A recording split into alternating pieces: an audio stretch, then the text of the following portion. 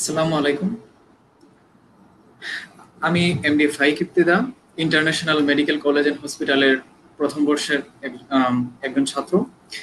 আমাদের আজকে আমাদের সাথে আছেন আমাদের শ্রদ্ধেয় স্যার প্রফেসর ডক্টর মুনতাসির ইসলাম স্যার। স্যার আসসালামু আলাইকুম, আপনাকে স্যার আমাদের এই অনুষ্ঠানে স্বাগতম। ওয়ালাইকুম আসসালাম ওয়া রাহমাতুল্লাহি ওয়া বারাকাতুহু। আজকে আমরা আসলে বর্তমানে করোনা ভাইরাস নিয়ে অনেকের অনেক কোয়েশ্চেন থাকে, অনেকের অনেক কোয়েরিজ থাকে। সেই বিষয়গুলো নিয়ে আমরা স্যারকে জানাই যে স্যার আপনি একটু যদি কষ্ট করে আপনার মূল্যবান সময় দেন, একটু আলোচনা করেন। তো স্যার এ ব্যাপারে উৎসাহী হয়ে বললেন যে অবশ্যই আপনার মূল্যবান সময়টা স্যার আমাদের দেওয়ার জন্য ধন্যবাদ। তো স্যার আমরা আজকের বিষয়টা হচ্ছে যে করোনা ভাইরাসের বর্তমান যে পরিস্থিতি এবং মানুষের যে প্রশ্নগুলো থাকে, এবং বিশেষ করে ডায়াবেটিস এবং হাই প্রেশার এবং এই হাইপারটেনসিভ যে রোগগুলো আছে বলতেন।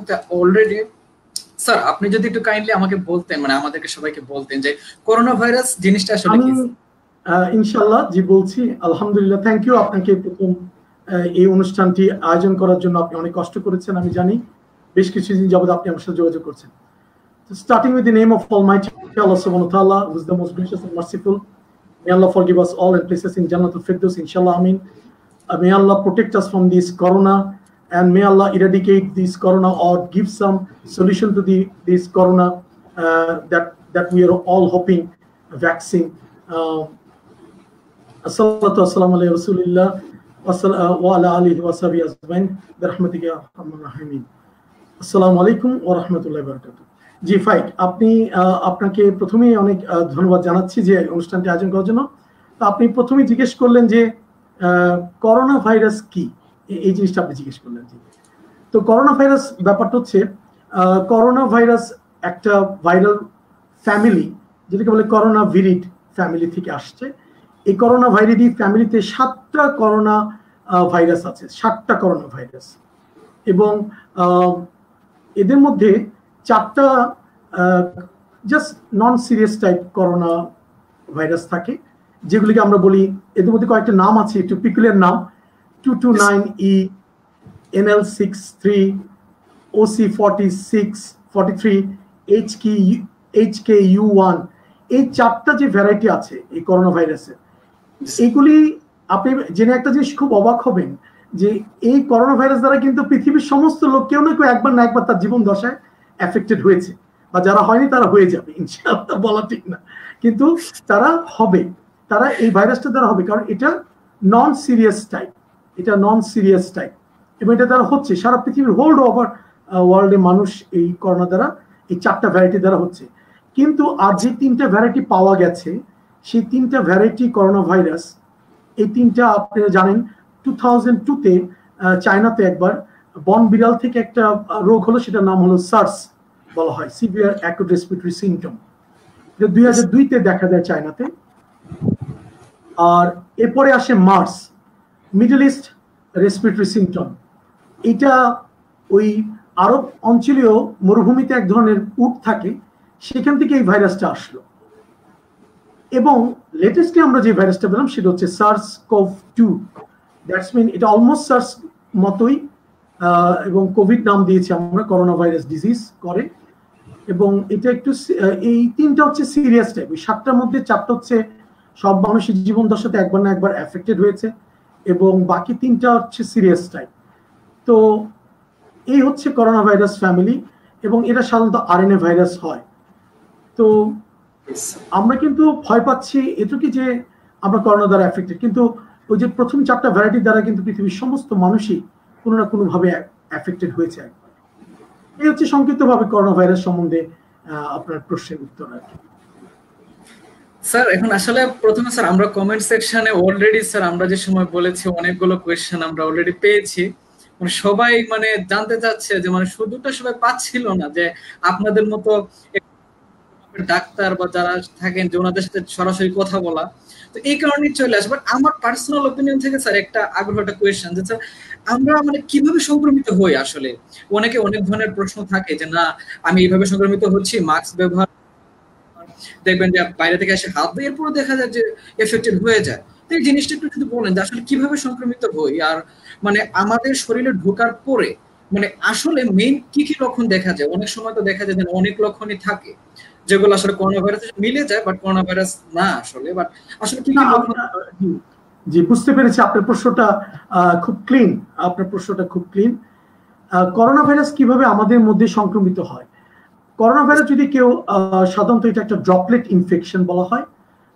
তার মাধ্যমে নাক এবং মুখের যে ড্রপলেট আছে, লালা বা নাকের যে সিক্রেশন আছে, ওই ড্রপলেটের মধ্যে ভাইরাসটা থাকে। তো যদি কেউ করোনা এফেক্টেড হয়, সে যদি সরাসরি কোনো হাঁচি বা কাশি দেয় এবং তার সামনে যদি তখন উন্মুক্ত মানুষ থাকে, ধরেন মাস্ক পরা নাই, সেই ক্ষেত্রে এটা ইনফেকশনটা স্প্রেড করার সম্ভাবনা খুব বেশি। এই জন্য আজকাল টেকনিক শেখানো হচ্ছে যে আপনি হাঁচি দিবেন, ফ্লেক্স এলবো করে হাঁচি দিবেন, আপনি মুখ ঢেকে কাশি দিবেন, এটা বলা হচ্ছে। তো এটা হচ্ছে ডাইরেক্ট স্প্রেড হতে পারে। যদি আপনি করোনা থাকে আপনার মধ্যে, হয়তো রোগ লক্ষণ দেখা যাচ্ছে না, কিন্তু করোনা আপনি ক্যারি করছেন, আপনি যদি কাশি দেন, হাঁচি দেন এবং ডাইরেক্টলি যদি সেই ড্রপলেটগুলি কোনো মানুষের শরীরে ঢুকে যায়, তাহলে আপনার সে এবং রেসপিরেটর দিয়ে ঢুকে যায়, তাহলে সে অ্যাফেক্টেড হবে। দ্বিতীয় কথা হচ্ছে যে আরো কিভাবে অ্যাফেক্টেড হতে পারে, যদি কোনো করোনা ব্যক্তির সে ক্যারি করছে, সে নাকে মুখে হাত দিয়েছে, দিয়ে সে তার হাতটা মনে করেন দরজার নবে ধরেছে, সিঁড়ি রেলিং এ ধরেছে, চাবিতে ধরেছে, তালাতে ধরেছে, লোহার গেট ধরেছে, নিচের লোহার গেটে ধরেছে, কিংবা কোনো প্লাস্টিকের প্যাকেজ ধরেছে, কাগজের বক্স ধরেছে, হ্যাঁ স্পর্শ করেছে, সেটা আবার কি আপনি স্পর্শ করলেন, আপনি জানতেন না যে এই জায়গায় ভাইরাস ছিল, আপনি আবার স্পর্শ করলেন, করে আপনি নিজের অজান্তে নিজের কোনো কারণে নাক চুলকাচ্ছে, মুখ চুলকাচ্ছে, হাত দিলেন, করোনা ভাইরাসটা আপনার মধ্যে প্রবেশ করে গেল। তো এই হচ্ছে সংক্রমণের সহজ পথ। এবং একটা করোনা ভাইরাস আপনার শরীরে ঢুকার পরে, সাধারণত ঢুকার পরে এটা প্রায় 5-6 দিন লেগে যায় আপনার রোগের লক্ষণগুলি প্রকাশ করার জন্য। কোনো কোনো ক্ষেত্রে 14 দিনও লাগতে পারে। এই জন্য আপনি ক্যারি করছেন, অথচ আপনি নাও বুঝতে পারেন যে আপনি করোনা ছড়াচ্ছেন, কারণ আপনি 14 দিন অ্যাসিম্পটোমেটিক থাকতে পারেন, মানে আপনার মধ্যে কোনো লক্ষণই নেই। এটাকে বলা হয় ইনকিউবেশন পিরিয়ড। তার মানে আপনার ভাইরাসটা আপনার দেহে ঢুকলো এবং রোগের লক্ষণ প্রকাশ পাওয়া পর্যন্ত। তো on an average 5 to 6 days, কিন্তু এটা 14 দিন পর্যন্ত সময় নিতে পারে লক্ষণ দেখা দিতে। তো সেই জন্য নিজের অজান্তে আমি কাউকে ছড়িয়ে দিতে পারি। তো আপনার প্রশ্ন ছিল যে কি কি ভাবে ছড়ায় এবং লক্ষণ, এবার আপনি জানতে চাচ্ছিলেন এই রোগে কি কি লক্ষণ দেখা দেয়, তাই তো? আপনার পরের দ্বিতীয় প্রশ্নটা ছিল কি লক্ষণ দেখা দেয়। লক্ষণগুলির মধ্যে তিনটা ক্যাটাগরি আছে। একটা হচ্ছে লেস মানে মোর কমন সিমটম যেগুলি দেখা যায়, সেটার মধ্যে জ্বর থাকতে পারে রোগীর গায়ে, রোগীর শুকনো কাশি যেটাকে বলি ড্রাই কাফ থাকতে পারে, এবং টায়ার্ডনেস থাকবে, মনে হবে বিষাদ অবসাদ, এই জিনিসটা তার মধ্যে দেখা দিবে। এগুলো হচ্ছে কমন। আর লেস কমন মানে অনেকের মধ্যে হতে পারে, অনেকের মধ্যে নাও হতে পারে, সেরকম কিছু লক্ষণ আছে। সেগুলো হচ্ছে যেমন আপনার ডায়রিয়া হতে পারে, কারো নাকের গন্ধ চলে যেতে পারে, মুখের স্বাদ চলে যেতে পারে, কারো বমি ভাব হতে পারে, কারো বমি হতে পারে, কারো সিভিয়ার হেডেক হতে পারে, মাথা ব্যথা থাকতে পারে, কারো মাসেল পেইন হতে পারে, বডি পেইন হতে পারে। এইগুলি হচ্ছে কারো হাতের স্কিনে র্যাশ দেখা যেতে পারে, অথবা ফিঙ্গার বা টোজ গুলি ডিসকালারেশন হয়ে যেতে পারে এগুলো। এবং অনেকের মধ্যে কিন্তু আবার চোখের মধ্যে কনজাংটিভাইটিসও দেখা যেতে পারে। তো এগুলো হচ্ছে একটু লেস কমন। তবে আজকাল এগুলি হলো আপনাকে একটু সন্দেহ করতে হবে যে হয়তোবা করোনা হতে পারে। আজকাল কোনো কেস না কনফার্ম হওয়া পর্যন্ত আমরা ডাক্তাররা বলছি until and otherwise it is not proven it is corona. আমরা এই কথাটা বলতে চাচ্ছি। তাতে করে কি হবে, আপনি সতর্কতা অবলম্বন করবেন এবং আপনি আশেপাশে মানুষকে কম ছড়াবেন। আর সিরিয়াস কমপ্লিকেশন আছে, এটা একদম রেয়ার কিন্তু সিরিয়াস। যেরকম বলতে পারে পেশেন্ট এসে যে তার শ্বাসকষ্ট হচ্ছে, শ্বাস নিতে কষ্ট হয়, শর্টনেস অফ ব্রেথ, শ্বাস ছোট, এরকম বুকের মধ্যে একটা টাইটনেস বা প্রেশার সে অনুভব করছে, এরকমও সে বলতে পারে। অনেক সময় কিডনি ফেলিয়ার হয়ে যেতে পারে, নিউমোনিয়া হতে পারে, ইভেন কি অনেক সময় ডেথ হয়ে করোনা পেশেন্ট আপনার কাছে আসতে পারে, যে ডেথ হয়ে গেছে এখন আসছে। তো এই ছিল রোগের লক্ষণগুলো। যদি আপনাদের আর কোনো কোনো কিছু প্রশ্ন থাকে, তো এগুলো হচ্ছে মোটামুটি লক্ষণ। এটা ছিল এরকম স্যার। এখন আমরা একটু আমাদের কমেন্ট সেকশন থেকে যে কোয়েশ্চেন গুলা এখন পর্যন্ত এসেছে একটু যাই। প্রথম আসছে স্যার যে মানে করোনা ভাইরাসে আক্রান্ত হবার পর মানে গুরুতর যে লক্ষণটা বা এটা কাদের মধ্যে বেশি দেখা যায়? আসলে করোনা ভাইরাস সম্বন্ধে মানুষের যে আতঙ্ক, এটা আসলে এতটা আতঙ্কের না, আমি এটা বলতে চাই। সাধারণত বেশিরভাগ ক্ষেত্রে এটা মাইল্ড ফর্ম হয়ে মানুষের মধ্য থেকে চলে যায়। তবে যে ক্ষেত্রে যে পেশেন্টগুলো আপনার ডায়াবেটিসে ভুগছে, কার্ডিওভাস্কুলার ডিজিজ বা হার্টের সমস্যাতে ভুগছে, কিডনি সমস্যাতে ভুগছে, ক্রনিক আগের থেকে অনেকদিন আগের থেকে রেসপিরেটরি প্রবলেম আছে, ক্রনিক রেসপিরেটরি ডিজিজ যেগুলো আমরা বলি, অ্যাজমা, ব্রঙ্কাইটিস, এই জাতীয় সমস্যা নিয়ে ভুগছেন, ক্যান্সার আছে, এই জাতীয় পেশেন্টদের মধ্যে করোনা ভাইরাসগুলি এবং এদের মধ্যে বেশি একটু গুরুতর অবস্থায় এদের মধ্যে দেখা দিচ্ছে, তো আমি আশা করি আপনি উত্তরটা পেয়েছেন।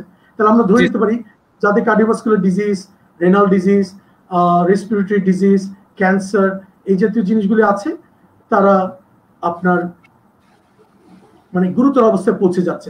এবং ওল্ড এজ পেশেন্টরা, একটু ওল্ড, যাদের বয়স একটু ওল্ড হয়ে গেছে, তারা বেশি, তাদের ইমিউনিটি বয়স একটু বেশি দেখা যাচ্ছে, তাদের মধ্যে দেখা যাচ্ছে বেশি। স্যার পরবর্তীতে সেটা হচ্ছে যে মানে একজন করোনা আক্রান্ত ব্যক্তি যিনি অলরেডি এই করোনা ভাইরাস দ্বারা, উনি মানে কতদিন পর্যন্ত উনি ভাইরাসটা স্প্রেড করতে পারেন বা অন্য মানুষের মধ্যে ছড়াই দেওয়ার সম্ভাবনাটা থাকে আর কি?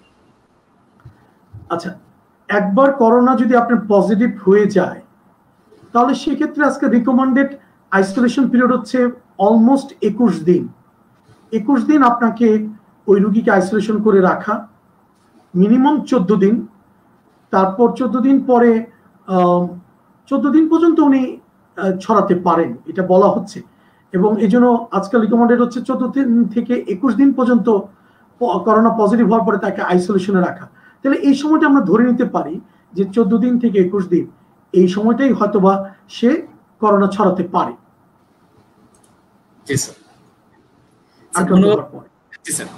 স্যার পরবর্তীতে আমরা একটু আমাদের লাইভ কমেন্ট সেকশনে যাই। এখানে কোয়েশ্চেন আসছে যে করোনা ভাইরাসে আক্রান্ত হলে শিশুদের মধ্যে কি মারাত্মক লক্ষণ দেখা যেতে পারে কিনা? বয়স্কদের মতো শিশুদের মধ্যে কি মারাত্মক লক্ষণ দেখা যেতে পারে কিনা? জি জি, ভালো প্রশ্ন, এটা একটা আনকমন প্রশ্ন। আমি খুব খুশি হয়েছি যিনি এই প্রশ্নটা করেছেন, খুব খুশি হয়েছি উনি এর কথা প্রশ্ন করেছেন। আসলে এটা নিয়ে খুব বেশি স্টাডি নেই। একটা স্টাডিতে দেখা গেছে ইউএসএ তে এবং ইংল্যান্ডে যে কিছু শিশুর মধ্যে, যাদের মধ্যে করোনা শিশুদের মধ্যে হারটা কম, যাদের মধ্যে কিছু শিশুর মধ্যে প্রোটিন এনার্জি ম্যালনিউট্রিশন, যেটাকে আমরা পিইএম বলি, পেডিয়াট্রিক্স ওয়ার্ডে এই শব্দটা খুব প্রিয়, খুব জনপ্রিয়, পিইএম, প্রোটিন এনার্জি ম্যালনিউট্রিশন। এর মধ্যে দুইটা কন্ডিশন পড়ে, একটা হচ্ছে কোয়ারশিওকর এবং ম্যারাসমাস। এই জাতীয় কিছু সিমটম ওই করোনা অ্যাফেক্টেড চিলড্রেনগুলির মধ্যে দেখা যাচ্ছে। তবে এটা অতটা স্ট্রং বেজ না। একটা স্টাডি, ছোট্ট স্টাডি হয়েছে, সেখান থেকে দেখা গেছে যে এদের হতে পারে, এদের প্রোটিন এনার্জি ম্যালনিউট্রিশন এই জাতীয় প্রবলেম সৃষ্টি হতে পারে এদের। তবে এটার আরো স্টাডির প্রয়োজন আছে বলে আমি মনে করি। জি স্যার। স্যার পরবর্তীতে উনি আরেকটা কোয়েশ্চেন করলেন যে স্যার আপনি একটু যদি দয়া করে বলেন যে করোনা ভাইরাসে সংক্রমিত হবার পর তরুণদের কি হয়, শিশুদের বা বয়স্ক তাদের বা তরুণদের কি হয় বা তারা কি গুরুতরভাবে অসুস্থ হতে পারে কিনা? জি, এক অর্থে বলা যায় যে একটা ইয়ং হেলদি অ্যাডাল্ট ছেলে, 18 থেকে 30 বছর বয়স, এটা ইয়ং অ্যাডাল্ট এজ। সাধারণত এই কতদিন যাবৎ আপনার পৃথিবীর যত দেশগুলিতে করোনা নিয়ে স্টাডি করে দেখা গেছে, এই গ্রুপটা কিন্তু একটু সেফ সাইডে আছে, একটু সেফ সাইডে আছে। তবে আমি তরুণদের উদ্দেশ্যে, আমি জানি না আমার লাইভ কয়জন দেখছেন, আমি সেটা জানার আমার আগ্রহ না, যদি কেউ দেখে থাকেন তাদেরকে আমি অনুরোধ করছি যে তরুণ বলেই আমার করোনা কম হবে, ইফেক্টটা কম হবে, এইভাবে না ভেবে আপনাদের মধ্যে অনেকের মধ্যে কিছু অভ্যাস হয়, সিগারেট স্মোকিং এর, এই বয়সটা খুব একটু ইমোশনাল স্টেজ, এই বয়সটাতে মানুষের আশপাশ দ্বারা প্রভাবিত, বন্ধুদের দ্বারা প্রভাবিত হওয়ার সম্ভাবনা থাকে। সেক্ষেত্রে অন্য কিছুর অভ্যাস, আমি সোজাসুজি বলতে চাচ্ছি নেশা জাতীয় কিছু অভ্যাস এবং সিগারেট স্মোকিং, অ্যালকোহল ড্রিঙ্কিং, এই জিনিসগুলো যদি তাদের মধ্যে থাকে তাহলে তাদের মধ্যে করোনার যে লক্ষণগুলো এবং করোনার থেকে রিকভারি করা যে এটা একটু সমস্যা হতে পারে। তো সেই জন্য আদারওয়াইজ যদি হেলদি ইয়ং অ্যাডাল্ট হয় তাদের ক্ষেত্রে সত্যি করার অর্থে আল্লাহর বিশেষ রহমত যে ইয়ং মানুষদের করোনার ইফেক্টটা একটু কম, আমরা স্টাডিতে যা দেখছি কম। কিন্তু আমি দয়া করে অনুরোধ করবো যারা সিগারেট খাচ্ছেন, অ্যালকোহল খাচ্ছেন বা কিছু অভ্যাস থাকে সেগুলির কারণে তাদের করোনার ইফেক্ট বেশি হতে পারে। সেই জন্য এই ব্যাপারগুলি সতর্ক দৃষ্টিতে দেখা উচিত। Thank you sir. পরবর্তী কোশ্চেন যে আমরা কোন অবস্থায় এই জিনিসটা বলতে পারি যে সংক্রমণের সমাপ্তি ঘটে গেছে? আসার কোশ্চেন স্যার জিনিসটা। এটা খুব ভালো কোশ্চেন, এটা খুব মজার কোশ্চেন, আমার খুব ভালো লেগেছে কোশ্চেনটা। যে সবাই এটা জানতে চায় যে আমি করোনা মুক্ত কিভাবে, কারণ এত ভয় ঢুকেছে যে আপনার আমার এখন আগে কোনোদিন মানুষ ফোন করে বলতো না ভাই একটু জ্বর হয়েছে, একটু কাশি হয়েছে। এখন প্রচুর ফোন আসে যে ভাই আমার জ্বর হয়েছে বলেই ফোন করে ভয় পাচ্ছে, কারণ এটা স্বাভাবিক। তো সে জানতে চায়, যে কোনো ব্যক্তি জানতে চায় যে যারা করোনা, আল্লাহ যাদেরকে করোনা অলরেডি হয়ে গেছে তারা অবশ্যই জানতে চায় আমি কিভাবে বুঝবো যে করোনা আমার আক্রান্ত কখন শেষ হচ্ছে। আমি খুব সহজ করে সুন্দর করে বলছি, করোনা আক্রান্ত হওয়ার পরে আমি অনেক রোগীদের সাথে আলাপ করেছি, তার মধ্যে কিছু রোগের লক্ষণ দেখা যাবে। সে লক্ষণগুলি উনি এক একজনের মধ্যে এক এক রকম। আমি কাউকে পেয়েছি খুব মাথা ব্যথা নিয়ে তার করোনা হয়েছে, তার অন্য কোনো সিমটমটা বেশি ছিল, কারো খুব গলা ব্যথা বেশি ছিল, কারো খুব পেটে ব্যথা বেশি ছিল, কারো শরীরে খুব টায়ার্ডনেসটা বেশি ছিল, এরকম। আমি বলবো যে প্রথম আপনি বুঝবেন এইভাবে, আপনি নিজেকে নিজে জাজ করবেন যে লক্ষণগুলি আপনার করোনার সময় সৃষ্টি হয়েছে সেই লক্ষণগুলি আপনার মধ্যে থেকে চলে গেছে কিনা, এটা খুব ইম্পর্টেন্ট, চলে গেছে কিনা এইটা আপনাকে দেখতে হবে। এটা প্রথম লক্ষণ যে আপনি বলা যেতে পারে যে আমি আজকে 3 দিন যাবত আমি বুঝতেছি আমার লক্ষণগুলি আর নাই, এবং আপনি ডে বাই ডে বুঝতে পারবেন আপনার শরীরটা আস্তে আস্তে শক্তি অর্জন করছে এবং আপনি একটু বেটার ফিল করছেন। কারণ আমি করোনা রোগীদের সাথে এবার অনেক কথা বলেছি ডে বাই ডে, তারা বলছে না ভাই কালকে চেয়ে আজকে একটু বেটার লাগছে, আর একটু ভালো হয়েছি, আর একটু ভালো, এরকম। তো সেই জন্য লোকের লক্ষণগুলি যদি তার মধ্যে থেকে চলে যায় মোটামুটি আশ্বস্ত হওয়া যায় যে তার করোনা আপাতত মনে হয় রেজলিউশন হয়ে যাচ্ছে। আলটিমেট যেভাবে আপনাকে বুঝতে হবে যে ওনার সমাপ্তি ঘটেছে সেটা হচ্ছে আপনি ওনাকে কষ্ট করে আরেকবার এই করোনা কোভিড টেস্টে আরেকবার করাতে হবে। টেস্টের রিপোর্টটা যদি নেগেটিভ আসে তাহলে ধরে নেওয়া যায় যে উনি হয়তোবা করোনা থেকে একদম মুক্ত। তবে এই ক্ষেত্রে আমি একটা ছোট্ট কথা বলতে চাই, আমরা যে টেস্টগুলি এখন বাংলাদেশে করছি পিসিআর টেস্ট, এর সেন্সিটিভিটি কিন্তু 2% থেকে 29% পর্যন্ত, মানে এতটা ইরর হতে পারে। তো একটা টেস্ট নেগেটিভ আসলে যে আমি একদম কনফার্ম তা না, বেটার হয় একটা নেগেটিভ আসার পরে 4-5 দিন পরে যদি আরেকবার কষ্ট করে একটা নেগেটিভ টেস্ট করে দেখা যায় ওটাও নেগেটিভ, দেন একেবারে কনফার্ম যে উনি করোনা থেকে মুক্ত। আমি আশা করি আপনি অন্তত বুঝেছেন, তাহলে আপনি বুঝলে অন্তত দর্শকরা বুঝবে আমি আশা করি। না সবারই স্যার, আপনি যেভাবে বলছেন কনসিকুয়েন্টলি কোনো কোশ্চেন থাকে করতে পারেন। জি স্যার, আমাদের পরবর্তী কোশ্চেন এখানে আসলে আগে যতগুলো কোশ্চেন এখন রিপিট বিষয়ে আমাদের সেটা হচ্ছে যে বাতাসে কতক্ষণ টিকে থাকতে পারে এই ভাইরাস। আর উনি আবার উল্লেখ করেছেন যে এখানে আমি মাঝে মাঝে 1 ফুট দূরত্ব মেনটেন করে হাঁটি, অনেক সময় 3 ফুট দূরত্ব মেনটেন করে হাঁটি, তবুও মানুষ আমার পাশ দিয়ে হেঁটে চলে যায়। আমি জানতে চাচ্ছি বাতাসে কতক্ষণ টিকে থাকতে পারে, ওনার ভীতিটা যে উনি বাতাসে কতটুকু থাকতে পারে না। আচ্ছা, বাতাসে ভালো প্রশ্ন, এই প্রশ্নগুলি খুব কমনলি পাওয়া যাচ্ছে। বাতাসে আসলে করোনা ভাইরাসটা কতক্ষণ ভাসবে এটা নির্ভর করবে উনি যে এনভায়রনমেন্টে আছেন, যে আবহাওয়াতে আছেন, সেই আবহাওয়ায় টেম্পারেচার এবং হিউমিডিটি কত। যদি ওই এনভায়রনমেন্টটা আবহাওয়াটা ড্রাই ওয়েদার হয়, যেমন ইংল্যান্ড আমেরিকাতে একটু ড্রাই ওয়েদার, মরুভূমিতে একটু ড্রাই ওয়েদার, সৌদি আরব, কাতার, ওমান এসব একটু ড্রাই ওয়েদারের ভাইরাসগুলি বেশ কিছুক্ষণ বাতাসে সাসপেন্ড থাকতে পারে, প্রায় 4-5 ঘন্টা থেকে 8-9 ঘন্টা সাসপেন্ড থাকতে পারে। তবে এটা আরেকটা জিনিস উপর নির্ভর করে, ওই এলাকার বাতাসের ফ্লোটা কিরকম, বাতাস কি ফ্লো হয়, বাতাসের উইন্ড স্পিড কি আছে কি নাই।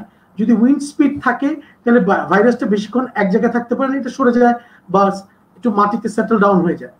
তবে আমাদের দেশে, যেহেতু আমরা আজকে লাইভ আলোচনা করছি আমাদের বাংলাদেশের প্রেক্ষাপটে আমরা লাইভ আলোচনা করছি, সেহেতু আমি বলতে চাই যে করোনা ভাইরাসের আমাদের দেশে এখন যে টেম্পারেচারটা এখন চলতেছে এটা হচ্ছে হট অ্যান্ড হিউমিড কন্ডিশন। এখন আমাদের বাতাসে আর্দ্রতা আজকেও প্রায় 70% মতো আর্দ্রতা। এই 70% আর্দ্রতাতে যে জিনিসটা হয়, ভাইরাসটা ওই ওয়াটার ভ্যাপর মলিকুলের সাথে H2O মলিকুলের সাথে বাইন্ড করে এটা অন্যান্য আবহাওয়ার তুলনায় একটু দ্রুত সেটেল ডাউন করে যায় মাটিতে। আমি বুঝাতে পারলাম কিনা? হ্যাঁ, যে হিউমিডিটি যদি বেশি থাকে এনভায়রনমেন্টে, সেখানে ওই ভাইরাসগুলো ওয়াটার ভ্যাপরের সাথে লেগে ভারী হয়ে এটা মাটিতে পড়ে যায় দ্রুত, ড্রাই ওয়েদারের চাইতে। সেক্ষেত্রে 3-4 ঘন্টা বাতাসে থাকতে পারে। তবে আমি একটা জিনিস বলবো, যিনি ভয় পাচ্ছেন যে বাতাসে আছে আমার মধ্যে এটা ঢুকে যাবে কিনা বা কেউ পাশ দিয়ে গেলে এটা ঢুকে যাবে কিনা, সে ডাইরেক্টলি যদি একেবারে আপনার মুখে হাঁচি কাশি না দেন, তার মুখে যদি একদম মাস্ক না থাকে, আপনারও না থাকে, সেই ক্ষেত্রে ভয় আছে। আদারওয়াইজ আপনার যদি মাস্ক পরা থাকে এবং সেই ব্যক্তি যদি মাস্ক পরা থাকে, তাহলে এতটা ভয়ের কিছু নেই। মোটামুটি 1 মিটার বা 3 ফিট দূরত্ব বজায় চললেই এটা হয়ে যাবে। তবে এই বাতাসে কতক্ষণ টিকবে এই নিয়ে আরো অনেক স্টাডির প্রয়োজন আছে, যেহেতু এটা অনেকগুলি ফ্যাক্টর দ্বারা প্রভাবিত, এটা এখনো আরো বেশ কিছু স্টাডির প্রয়োজন আছে বলে আমি মনে করছি। জি sir, thank you sir. Sir, আমরা পরবর্তী কোয়েশ্চনটা একটু দেখি যে পাবলিক করছেন। আসলে ব্যাপারটা হচ্ছে যে সবাই জানতে চাচ্ছেন কতটুকু আতঙ্কের মধ্যে আছেন সবাই। তো খুব স্বাভাবিক। এই প্রসঙ্গে আমি একটু কথা বলতে চাই। আমি 2-1 রোগী আমার পেয়েছি, আমি ওনার সাথে 10 মিনিট ধরে কথা বলছি। তো উনি একটা কমপ্লেন করেছেন যে ভাই আমার মনে হয় শ্বাসকষ্ট হচ্ছে, কিন্তু আমি রোগীর গলার আওয়াজ টেলিফোনে শুনে বুঝতে পারছি উনি দিব্যি ভালো আছেন। আসলে এটা অনেকটাই সাইকোলজিক্যাল, কারণ উনি জানেন যে করোনা হলে শ্বাসকষ্ট হয়, শ্বাসকষ্ট হলে রোগী মারা যেতে পারে, সেই ক্ষেত্রে উনি এই ভয়টা করছেন।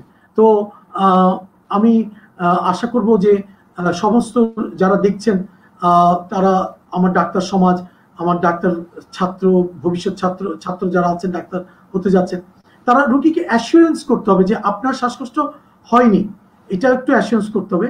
আমি এরকম বলার পরে অনেক রোগী মেন্টালি পরের দিন ভালো দেখেছি। যাক, আপনার পরবর্তী প্রশ্নটা একটু শুনি। জি স্যার, উনি বলছেন যে ফলমূল, শাকসবজি, কাপড় কিংবা ত্বকে এই ভাইরাস কতটুকু টিকে থাকতে পারেন? যেহেতু আমাদের কাজে অনেক সময় বাইরে যেতে হয়, আমাদের বাজার করে সেটা খেতে হয় বাজার থেকে এনে, তো এই জিনিসগুলোর মধ্যে ভাইরাস কতটুকু সময় ধরে থাকতে পারে বা থাকতে পারে কিনা? এই কমন কোশ্চেন এটা একটা। তবে আমি একটা জিনিস বলি, আমরা ডাক্তাররা কিন্তু যারা আমরা ডাক্তার হয়ে গেছি বা তারা অথেন্টিক সোর্স চাই যে এগুলি সম্বন্ধে কোনো স্টাডি বা রিসার্চ হয়েছে কিনা। তো আপনি জেনে খুশি হবেন যে নিউ ইংল্যান্ড জার্নাল অফ মেডিসিনে একটা আর্টিকেল এসেছে এবং ল্যান্সেট নামে একটা জার্নালে একটা আর্টিকেল এসেছে। ওখানে ওনারা ভাইরাসকে বিভিন্ন সারফেসের মধ্যে রেখে, বিভিন্ন অবজেক্টের সারফেসে রেখে পরীক্ষা করেছেন। সেখানে দেখেছেন ওনারা কতক্ষণ থাকে। সেক্ষেত্রে স্টেইনলেস স্টিল এবং কপারের যেসব জিনিসপত্রগুলি আছে, স্টেইনলেস স্টিল এবং কপার, যেমন চাবির রিং, দরজার নব, সিঁড়ির রেলিং ইত্যাদি, এইসবের মধ্যে প্রায় 2টা স্টাডিতে 2 রকম বলেছে। তো আমি যদি গড়ে ধরি 3 থেকে 7 দিন পর্যন্ত ভাইরাস থাকতে পারে, 3 থেকে 7 দিন স্টেইনলেস স্টিল এবং কপারে। এবং প্লাস্টিক ম্যাটেরিয়ালসে আপনি, এটাও দেখা যাচ্ছে 2 স্টাডিতে 2 রকম, কেউ বলছে 3 থেকে 3 দিন, কেউ বলছে 7 দিন। তো আবার যদি গড়পড়তা করেন 3 থেকে 7 দিন। হ্যাঁ, পেপার জাতীয় জিনিসের মধ্যে যেমন টিস্যু পেপার, খবরের কাগজ, আপনার রাইটিং পেপার, এইসব পেপারের মধ্যে, টয়লেট পেপার, এসব মধ্যে ভাইরাসগুলি 2টা স্টাডিতে 2 রকম বলেছে। নিউ মেডিকেল জার্নাল অফ মেডিসিনে বলেছেন, নিউ লন্ডন জার্নাল যেটা, সেটা বলেছে 3 ঘন্টা পর্যন্ত থাকতে পারে, আর ল্যান্সেটে বলেছে 4 দিনের মতো থাকতে পারে। তাহলে আমরা যদি গড় একটু রেঞ্জ করে নেই, 3 ঘন্টা থেকে 4 দিন পর্যন্ত কাগজ এইসবে থাকতে পারে। আর গ্লাসের মধ্যে গ্লাস যেমন এই কম্পিউটারের গ্লাস, টিভি মনিটর, পানি খাবার গ্লাস, তারপর আপনার উইন্ডোর গ্লাস, এইসব গ্লাসের মধ্যে গাড়ির উইন্ডশিল্ড, এগুলির মধ্যে ভাইরাস প্রায় আপনার 4 দিনের মতো টিকে থাকতে পারে। 4 দিনের মতো, 4 দিন ম্যাক্সিমাম পাওয়া গেছে। তো 4 দিন পর্যন্ত সাবধানতা অবলম্বন করতে হবে। কাপড়ে বলেছে যে 2 দিনে বেশি পাওয়া যায়নি, সোর্স বলেছেন 2 দিনের বেশি ওনারা দেখেননি যে কাপড়ের মধ্যে ভাইরাসটা টিকে ছিল। আর কাঠের মধ্যে, জিনিসের মধ্যে, এটার মধ্যে তারা দেখেছে 2 দিনের বেশি টিকতে পারেনি ভাইরাস। তবে শাকসবজির ব্যাপারে আমি একটা অনুরোধ করব, এগুলি বাজার থেকে আনার পরেই পানিতে ভালো করে বারবার ধুতে হবে। তবে মনে রাখবেন সাবান দিয়ে নয়, শুধু পানি দিয়ে, শুধু ক্লিন ওয়াটার, রানিং ওয়াটার দিয়ে বারবার ধুয়ে উনি ব্যবহার করবেন। ইনশাল্লাহ আল্লাহ আমাদেরকে হেফাজত করবেন ইনশাল্লাহ। ইনশাল্লাহ, আমিন স্যার। স্যার আমরা একটু পরবর্তী প্রশ্ন দিকে যাই। সেটা হচ্ছে যে উনি বললেন যে সাবান দিয়ে জীবাণু নাশ করলে কি সেটা অ্যালকোহল ব্যবহারের মতোই কার্যকর হবে, নাকি সেটাতে আমাদের অ্যালকোহল মিক্স করতে হবে বা অ্যালকোহলই ব্যবহার করতে হবে, এরকম কিছু? মাশাআল্লাহ, খুব সুন্দর সুন্দর প্রশ্ন আপনি পেয়েছেন। আপনার লাইভ প্রোগ্রামে আপনি অনেক সুন্দর সুন্দর প্রশ্ন পেয়েছেন, আলহামদুলিল্লাহ। আমি একটু সংক্ষিপ্তভাবে বলি, সাবান এবং স্যানিটাইজার দুজনের ভাইরাসের উপর কার্য প্রণালীটা কিন্তু সেম। আপনার মেডিকেল স্টুডেন্ট, আপনারা জেনে একটা জিনিস জানবেন, ভাইরাস, এই যে আমাদের করোনা ভাইরাসের গায়ে আউটার লেয়ারে একটা লিপিড বাইলেয়ার থাকে, তো আপনারা জানেন সাবানের মধ্যে আমাদের সাবানের মধ্যে যে জিনিসটা থাকে এমফিফিলস নামের কিছু জিনিস থাকে, যেটা লিপিডের মতো কাজ করে। সেই লিপিড মলিকুলগুলি কি করে, লিপিড বাইলেয়ারের মধ্যে ঢুকে ওই সেল মেমব্রেনটাকে বা ভাইরাসের মেমব্রেনটাকে, এনভেলপটাকে নষ্ট করে দেয়। ঠিক একইভাবে আমাদের স্যানিটাইজারের মধ্যে থাকে মেইনলি অ্যালকোহল, ইথানল বা আইসোপ্রোপানল, এই জিনিসগুলো ঠিক একইভাবে এই লিপিড বাইলেয়ারটাকে ধ্বংস করে দেয়। তাহলে বেটার কোনটা? অনেকে প্রশ্ন করে বেটার কোনটা। বেটার হচ্ছে, যদি আপনি সাবানের ক্ষেত্রে একটা সুবিধা চয়েস হলো কি, সাবানের ক্ষেত্রে আপনার সুন্দর একটা চয়েস হচ্ছে যে সাবান যত কম দামি হোক, এর মধ্যে ক্ষার জাতীয় জিনিস বা এমফিফিলস প্রচুর পরিমাণে থাকে। তো যে জন্য সাবান দিয়ে হাত ধরে দুটো উপকার হয়। এক হচ্ছে সাবানটাকে দিয়ে ফেনা তৈরি করা যায়, ফেনা তৈরি করা, যেটা 20 সেকেন্ডের জন্য খুব ইম্পর্টেন্ট, ফেনা তৈরি করা যায়। এবং ফেনা যখন তৈরি করে পিচ্ছিল করে, তখন পানি দিয়ে যখন পানির কলটা ছাড়বেন, এটা ট্যাপ ওয়াটারের সাথে রানিং হয়ে ভাইরাসগুলি চলে যায়। কিন্তু স্যানিটাইজারে যেটা হয়, ওটা একটু ড্রাই, একটু কম আপনার ওয়াটার কন্টেন্ট করে, যে জন্য এটা ড্রাই হয়ে হাতে লেগে থাকে, ওটা আমরা ওয়াশ আউটের সুযোগ পাই না। তারপরে ওটা কার্যকরী, ওটা ভাইরাসকে কিল করে। তবে আমি বলবো, আমি এখন কনক্লুশন দিচ্ছি একটা, যে অনেকে বলবে যে স্যার উত্তর তো পেলাম না, উত্তর তো দুই রকমই হলো। আমি বলবো যদি এরকম কোন অবস্থায় আপনি থাকেন যেখানে আপনি সোপ এবং ওয়াটার ব্যবহার করতে পারছেন, তাহলে সেটাই বেস্ট পদ্ধতি। আর যদি এমন হচ্ছে যে আপনি এখন বাস দিয়ে ট্রাভেল করছেন, আপনি এখন পথে হাঁটছেন, এখন আপনার পক্ষে পানির সিঙ্ক পাওয়া বা সোপ পাওয়া সম্ভব না, তখন আপনি স্যানিটাইজার দিয়ে নিয়ে হাতটা যতটুকু পারেন একটু রাইন্স করে নেন, ডলা দিয়ে নেন, যাতে যতটুকু এটা হয়। অন দ্য ওয়েতে থাকা অবস্থায় স্যানিটাইজার খুব ভালো। আর যদি পানি ধোয়ার অপশন থাকে, সেক্ষেত্রে সেটা ব্যবহার করেন। আর একটা কথা আমি দর্শকদের উদ্দেশ্যে বলতে চাচ্ছি, যে একটা প্রবলেম হয়ে দাঁড়িয়েছে আজকাল, যে স্যানিটাইজারের মধ্যে কত পার্সেন্ট অ্যালকোহল থাকে, এটা কিন্তু খুব ইম্পর্টেন্ট একটা ব্যাপার।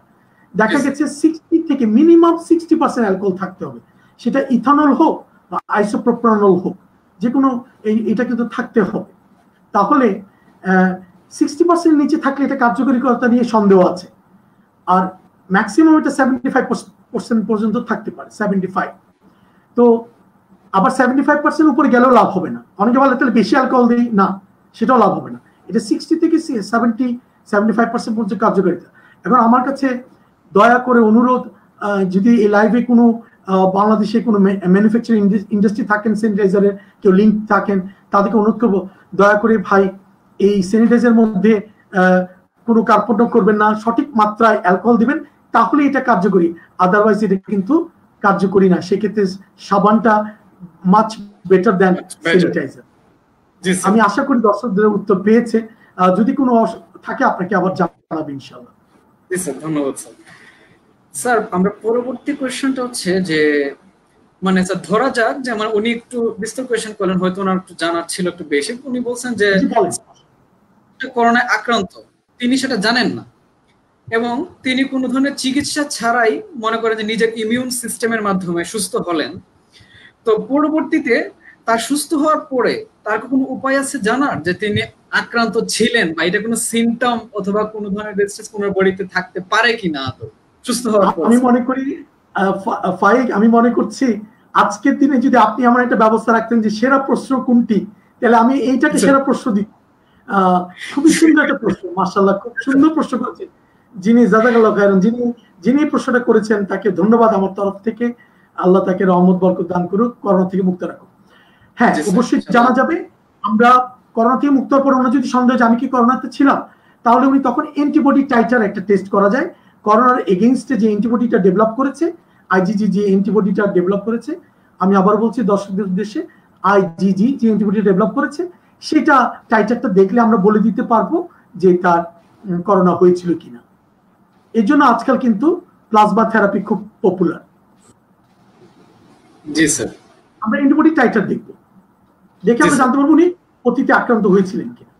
মানে যদি উনি সুস্থ হয়ে থাকেন তাহলে এটা এগেইনস্টে তো স্যার মানে ওনার ব্লাড ওয়েতে অ্যান্টিবডি অলরেডি, যেহেতু তখন করোনা টেস্ট নেগেটিভ আসতে পারে, তাই তখন যদি উনি মনে করেন আমাকে হয়েছিল কিনা, তখন ওনাকে অ্যান্টিবডি টাইটার টেস্ট করতে হবে করোনার জন্য, আইজিজি। আইজিজি, জি স্যার, জি স্যার, থ্যাংক ইউ স্যার।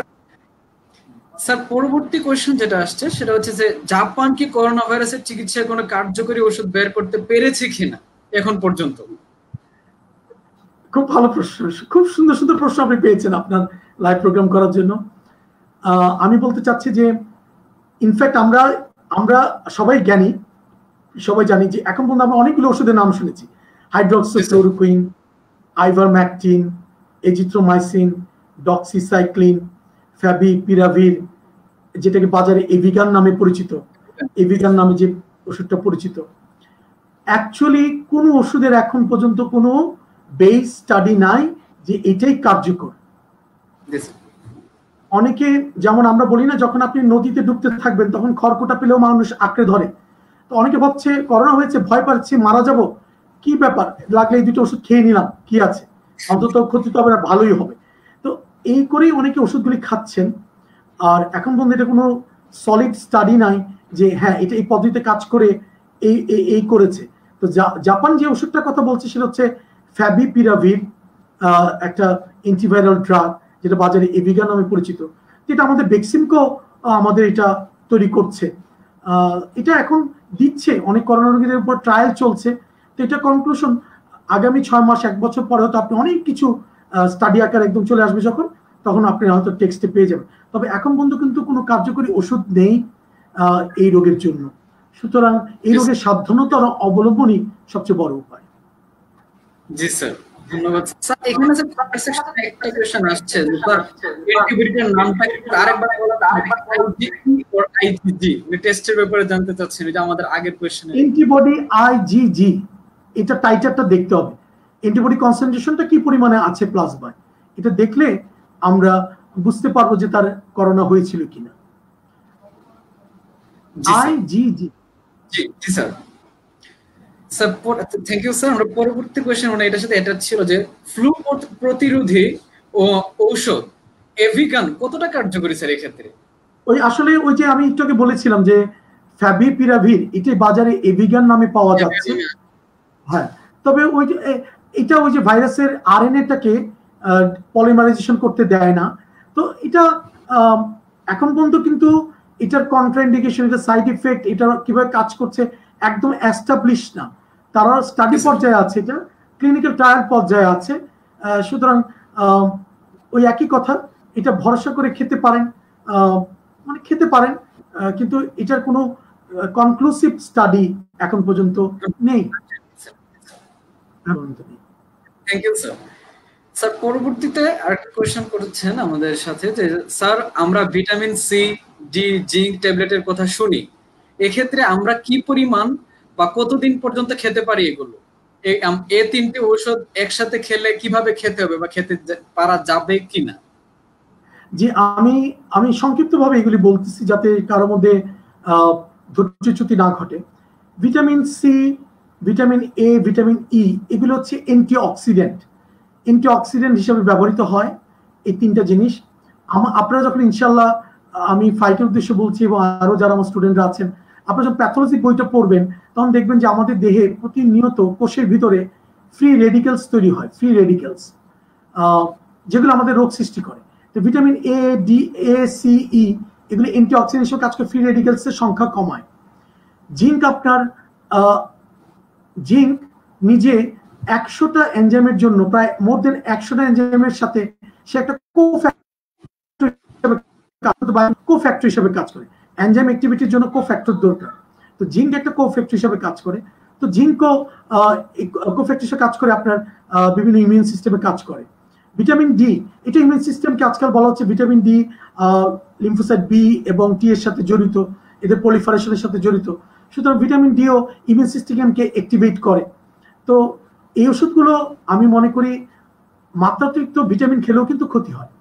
তো এগুলি আপনার এগুলি করোনা পরিস্থিতিতে আপনি সাপোর্টিভ হিসাবে, যেমন জিঙ্ক ডেলি 2 বেলা খেতে পারেন, ভিটামিন সি ডেলি 3 বেলা খেতে পারেন, ভিটামিন ডি, ক্যালসিয়াম ডি বা অনেক ক্যালসিয়াম প্লাস ডি মিলিয়ে 2 বেলা 2টা ট্যাবলেট খেতে পারেন করোনা পরিস্থিতিতে। তবে এগুলি সাধারণত আমরা দেই যখন তাদের এই জিনিসগুলি ডেফিসিয়েন্সি থাকে, এই জিনিসগুলি ঘাটতি তাদের দেহে থাকে। তাই এগুলি করোনা অবস্থাতে আপনি খেতে পারেন, কিন্তু এমনি নর্মাল সুস্থ থাকা অবস্থায় এত বেশি ইয়ং মানুষদের বা অ্যাডাল্টদের এত বেশি খাওয়া দরকার নেই। তবে যাদের বয়স 50 ঊর্ধ্ব তারা কিছুটা অ্যান্টিঅক্সিডেন্ট খেতে পারে, কিছু ক্যালসিয়াম খেতে পারে, কিন্তু সবার জন্য এটা ওই মাত্রায় খাওয়া দরকার নেই। তবে করোনা পরিস্থিতিতে আমি যেভাবে বললাম যে ভিটামিন সি দিনে 3 বেলা 3টা ট্যাবলেট, জিঙ্ক 2 বেলা 2টা ট্যাবলেট, ভিটামিন ডি দিনে একবার খেতে পারেন, এগুলি আপনাকে কিছুটা হেল্প করবে। তবে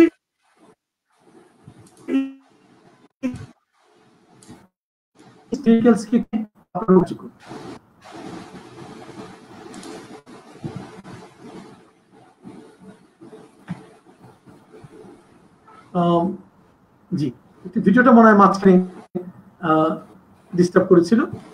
আলহামদুলিল্লাহ আলহামদুলিল্লাহ স্যার, জি স্যার, ইটস ক্লিয়ার স্যার, আলহামদুলিল্লাহ স্যার, থ্যাংক ইউ স্যার। তাহলে স্যার আমরা পরবর্তী কোয়েশ্চেন একটু যাই, সেটা হচ্ছে মাঝখানে একটু কমেন্ট বক্স থেকে স্যার আমরা একটা কোয়েশ্চেন একটা নেই। সেটা হচ্ছে উনি বলছেন যে ফখরুল পাগল ভাই, যে উপসর্গ দেখা দিলে প্রাথমিক অবস্থায় কোন ওষুধটা খাওয়ানো যেতে পারে? জি আরেকবার একটু কাইন্ডলি। Sure sir. স্যার উপসর্গ যদি দেখা দেয় করোনার, তাহলে প্রাথমিক অবস্থায় কোন ওষুধটা খাওয়ানো যেতে পারে আমাদের দেশের জন্য বা বর্তমান সিচুয়েশন? আচ্ছা, আমি আমার কাছে যে কজন রোগী ফোন করেছিল আমি তাদেরকে জাস্ট সিম্পল প্যারাসিটামল খেতে বলেছি, আর ওই যে ভিটামিন সাপ্লিমেন্টগুলি এগুলি খেতে বলেছি আমাকে টাইম টু টাইম জানাতে। আমি তাদেরকে তেমন কোনো ওষুধ বা অ্যান্টিবায়োটিক এগুলি দেইনি। আর যারা বিশেষ করে আমাকে একটু গলা ব্যথার কথা বলেছে, একটু পার্টিকুলারলি গলা ব্যথার কথা বলেছে যে আমার গলা ব্যথাটা বেশি মূল প্রবলেম, আমি তাদেরকে সেকেন্ডারি ইনফেকশন প্রিভেন্টের জন্য এজিথ্রোমাইসিন এবং ডক্সিসাইক্লিন এই দুটো অ্যান্টিবায়োটিক আমি সেকেন্ডারি ইনফেকশন প্রিভেনশনের জন্য ব্যবহার করেছি। কিছু কিছু ক্ষেত্রে, সব ক্ষেত্রে লাগেনি। সব ক্ষেত্রে আপনি জেনে খুশি হবেন, বেশিরভাগ ক্ষেত্রে প্যারাসিটামল এবং ওই ভিটামিন সাপ্লিমেন্টারি এগুলি দিয়ে প্রচুর ফ্লুইড খেয়ে, লেবু চা, আদা চা এগুলি খেয়ে তারা ভালো হয়ে গেছে। তো যিনি প্রশ্ন করেছেন তার জন্য আমার জন্য উদ্দেশ্য হচ্ছে আগে প্যারাসিটামল দিয়ে শুরু করেন, ভিটামিন সি খান, অন্যান্য ভিটামিন সাপ্লিমেন্টারি জিঙ্ক ক্যালসিয়াম এগুলো একটু খান, লেবু চা আদা চা খান, আপনি ফলো করতে থাকেন। যদি খারাপ কিছু হয় তাহলে অ্যান্টিবায়োটিক অ্যাড করি আমরা, যদিও আপনারা ভালো করে জানেন এটা একটা ভাইরাল ডিজিজ, এখানে অ্যান্টিবায়োটিক তেমন কাজ করার কথা না। তারপর আমরা সেকেন্ডারি ইনফেকশন প্রিভেন্ট করার জন্য অনেক সময় এজিথ্রোমাইসিন এই গ্রুপটা আর ডক্সিসাইক্লিন এই গ্রুপটা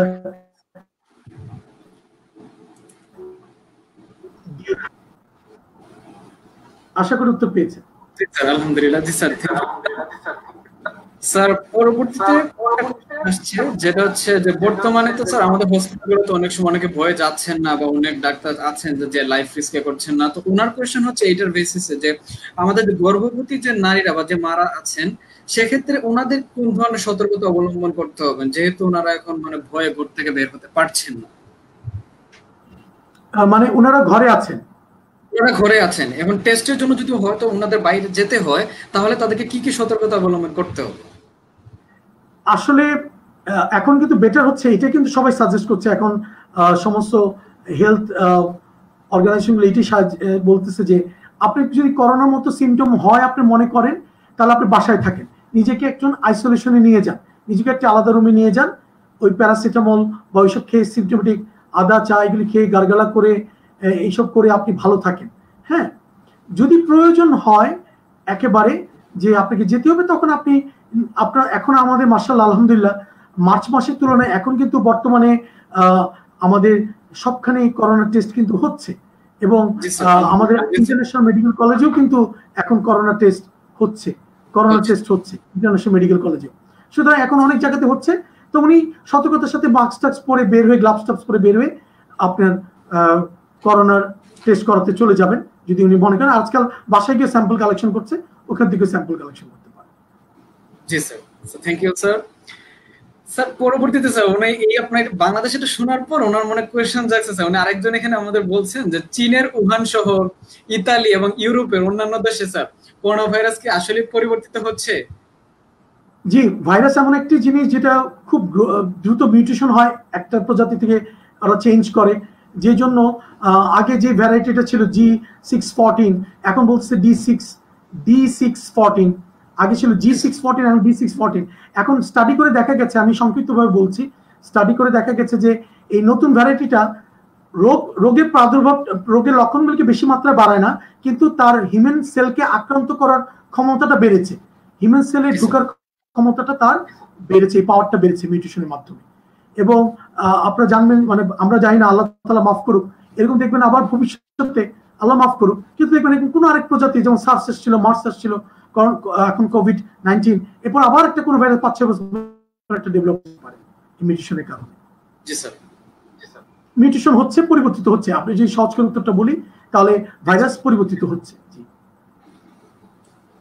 জি স্যার, থ্যাংক ইউ স্যার। আমি আশা করি স্যার কথা পেয়ে গেছে।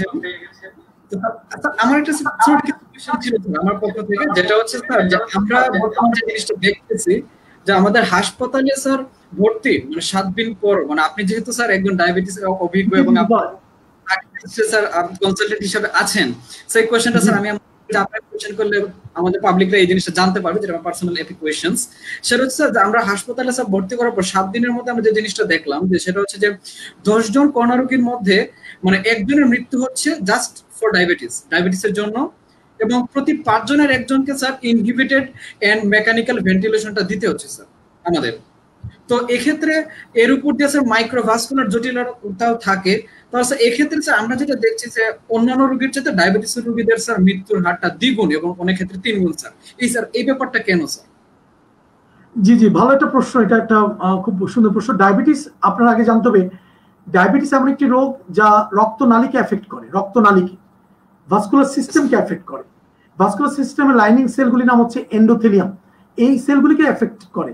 এখন লেটেস্ট একটা স্টাডি এসেছে, একজন ইউকের ডক্টর করেছেন এটা স্টাডিটা, ওখানে দেখেছে যে এই করোনা ভাইরাসও এই ব্লাড ভেসেলের এন্ডোথেলিয়াল লাইনগুলিকে এফেক্ট করে।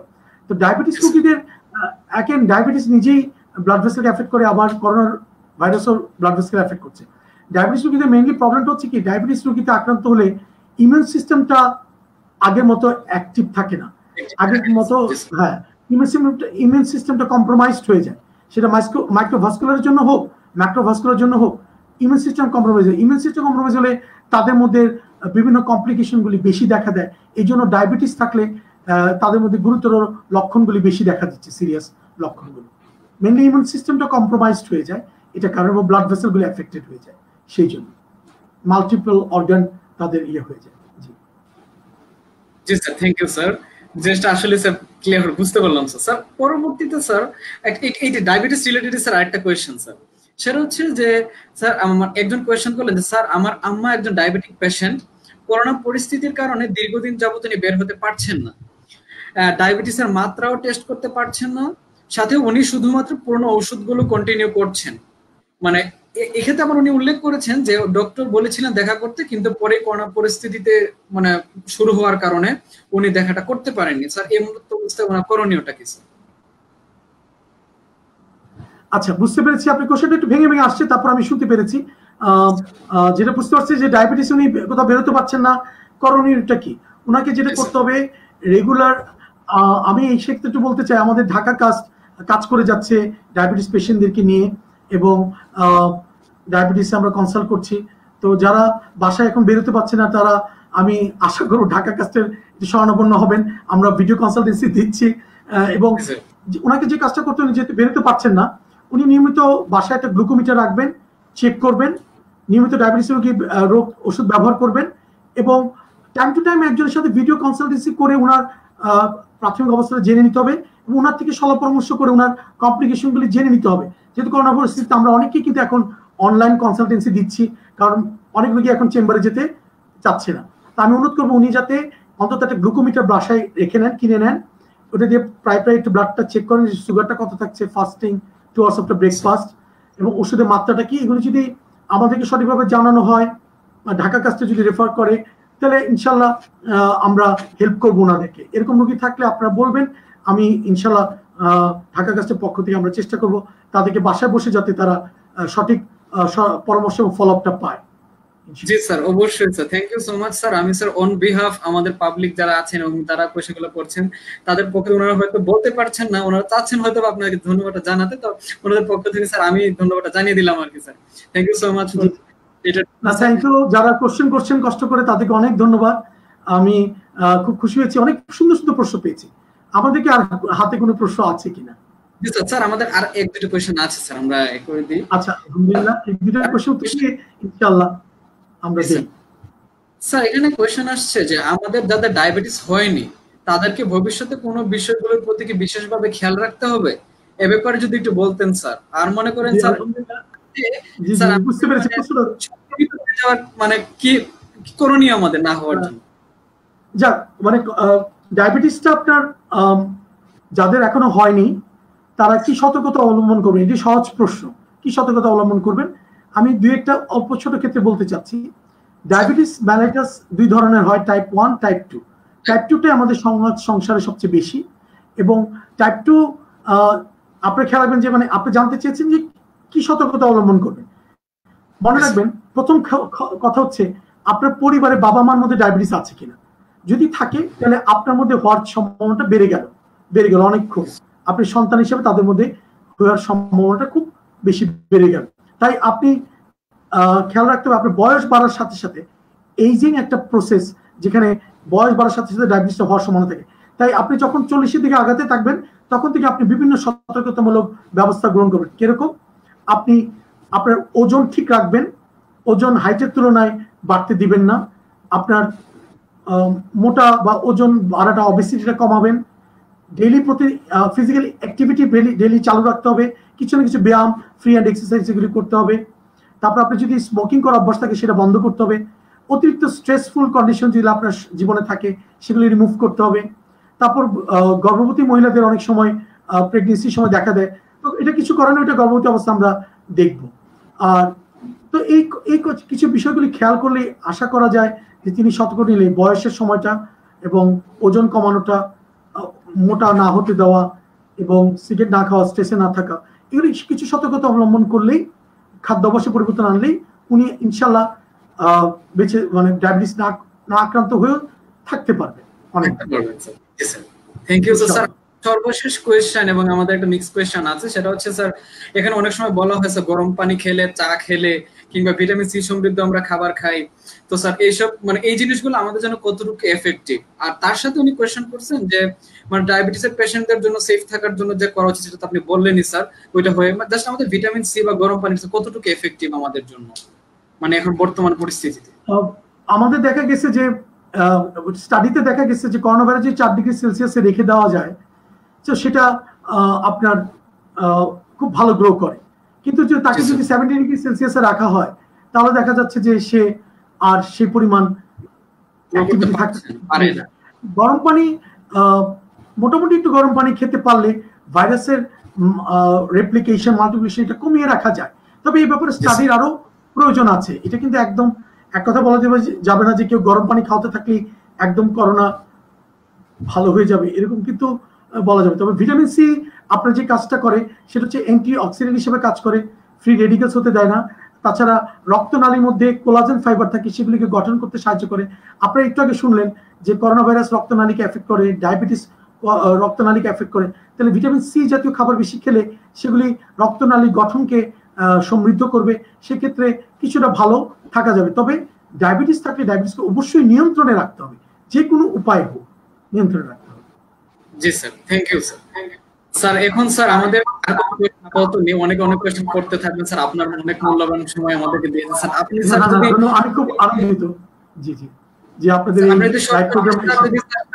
আমাদের মানে আপনার আমাদের প্রতি কোনো ধরনের অ্যাডভাইস থাকে সবার প্রতি, যে কাজগুলো আমরা সেটা বললে স্যার আমরা। জি জি জি জি, বুঝতে পেরেছি। আমি প্রথমেই যারা যারা এই লাইভ শো দেখছেন তাদেরকে আন্তরিক ধন্যবাদ জানাচ্ছি ধৈর্য ধরে দেখার জন্য। আমি ফাইককে ধন্যবাদ জানাচ্ছি, অনেক দিন পরিশ্রম করে এই অনুষ্ঠানটা আজকে দর্শকদের উদ্দেশ্যে, মানুষের উদ্দেশ্যে সাধারণ কিছু কোশ্চেন নিয়ে করেছেন। তবে তাদেরকে সবাইকে ধন্যবাদ জানিয়ে এবং ভালো থাকার অনুরোধ জানিয়ে আমি শেষ করব। তার আগে আমি আপনার লাস্ট প্রশ্ন উত্তরটা দিতে চাচ্ছি। যে আমার অ্যাডভাইস হচ্ছে, ভাই, করোনা ভাইরাসের যেহেতু এখন পর্যন্ত কোনো নির্দিষ্ট ট্রিটমেন্ট আবিষ্কার হয়নি, ভ্যাকসিন আবিষ্কার হয়নি, ওষুধও ঠিক একেবারে নির্দিষ্ট করে কোনো ওষুধও এটার এখন পর্যন্ত আবিষ্কার হয়নি। তার মধ্যে সেক্ষেত্রে এটার একমাত্র পথ হচ্ছে সতর্কতা অবলম্বন। আপনি কোনোদিন আপনার সতর্কতা একটু এক মুহূর্তের জন্য সরাবেন না। আপনি ভাবছেন আমি একটু বাইরে চলে যাই, মাস্কটা না পরে গেলে কি এমন হবে, সে এরকম যাতে না হয়। আপনি বাইরে থেকে এসে হাতটা ধুয়ে ফেলা, কাপড়গুলি খুলে আলাদা জায়গায় রাখা, আইসোলেশন থাকা, এগুলি খুব ইম্পর্টেন্ট। তাই এই স্বাস্থ্যবিধিগুলি মেনে যদি আপনি চলেন, তাহলে আমি আশা করি গ্লাভস পরা, মাস্ক পরা, দূরত্ব মেনটেন করা, ভিড়ের মধ্যে না যাওয়া, হাঁচি কাশি দেওয়ার সময় ঢেকে নেওয়া, স্যানিটাইজার ব্যবহার করা, সোপ দিয়ে হাত দিয়ে সাবান 20 সেকেন্ডের জন্য ধুয়ে ফেলা, এগুলি আমাকে বাঁচাতে পারবে করোনা থেকে। তারপরেও আল্লাহর উপর তাওয়াক্কুল রাখতে হবে, আল্লাহর কাছেও প্রার্থনা করতে হবে যাতে আমরা এই মহামারী বা এটা আমি যদি ফেস না করি। কোনটা হাদিস আছে যে আমি যাতে এরকম ফেস না করি, আল্লাহ আমাকে যাতে এই রোগকে ফেস করতে না হয়, এই দোয়া করতে হবে। কিছু দোয়াও আছে প্রোটেকশনের, সেগুলি পড়তে হবে, যেগুলি পড়লে আমাদের ভালো থাকে। তো আমি সবাইকে ধন্যবাদ জানিয়ে আজকে সবাই কাছ থেকে বিদায় নিতে চাই। ফাইক, আপনার কাছ থেকে আমি বিদায় নিতে চাই। তো আখির দাওয়ানা আলহামদুলিল্লাহি রাব্বিল আলামিন, সুবহানাকাল্লাহুম্মা ওয়া বিহামদিকা আশহাদু আল্লা ইলাহা ইল্লা আনতা আস্তাগফিরুকা ওয়া আতুবু ইলাইক। আসসালামু আলাইকুম ওয়া রাহমাতুল্লাহি ওয়া বারাকাতুহু। ধন্যবাদ স্যার। আসসালামু আলাইকুম স্যার। স্যার আপনার অনেক মূল্যবান সময় আমাদের দিয়েছেন, এবং আমি যারা দেখছেন তাদের প্রতি অনুরোধ যে মানে আপনারা যত কোয়েশ্চেন আছে জিনিসটা আরেকবার দেখবেন, শুনবেন, জানবেন, এবং যারা জানবেন, যারা কোয়েশ্চেন করে একটু সিম্পেথি দেখে, একটু ঠান্ডা মাথা রেখে সবাইকে জিনিসগুলো বলবেন। আমাদের সবাই আল্লাহর রহমত, প্রথমে সকলের দোয়া মধ্যে এবং সবার একসাথে মিলে আমরা যেন আল্লাহর রহমত এটা আমাদের উপর থাকে, যে আমরা জিনিসটা ফেস করে সবাই আবার একসাথে দেখা করতে পারি, সেই দোয়া করবেন, সবাই দোয়া করবেন, এটাই আর কি। তো সর্বশেষ স্যার আপনার অনেক অনেক ধন্যবাদ স্যার। আপনার ধন্যবাদ। আমি আনন্দিত আপনার সাথে এই লাইভে এসে। Thank you sir. তাহলে স্যার আমাদের লাইভটা আজকে এ পর্যন্তই স্যার। ইনশাআল্লাহ অন্যদিন অন্য কোনো টপিকে আমরা ইনশাআল্লাহ আসবো। সে পর্যন্ত দোয়া করবেন স্যার, ভালো থাকবেন, এবং সবাই অডিয়েন্স যারা আছেন ভালো থাকবেন, দোয়া করবেন। আসসালামু আলাইকুম। ওয়ালাইকুম আসসালাম।